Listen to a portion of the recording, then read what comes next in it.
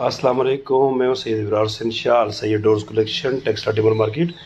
ये अल नूर की sheet select में हमने इस वक्त किचन तैयार किया। माशाल्लाह बड़ा खूबसूरत किचन तैयार हुआ है। और ये नीचे इसके फ्लोर कैबिनेट्स हैं, ये इनके दराज वगैरह रखे हैं। और ये पुराना किचन था, उसको अपग्रेड किया हमने। ये आप देखें, एक पूरी अलमारी बनाई है साइड्स के ऊपर, उसके नीचे दराज हैं। और बाकी आगे देखें तो ये ओवन की सेटिंग्स भी की है इसके साथ। और इसके साथ ये ओवन की सेटिंग है। इसके ओपनेबल जो है ना, ये हमने पले रखे हैं इसके विद हाइड्रोलिक कब्जे के साथ, और पंप वगैरह साथ लगाए। माशाल्लाह ये न्यू डिज़ाइन आया है शीट्स का सेलेक्ट का। तो बड़ा खूबसूरत किचन है लुक वाइज। तो बहुत, ये जो किचन की विड्थ कम है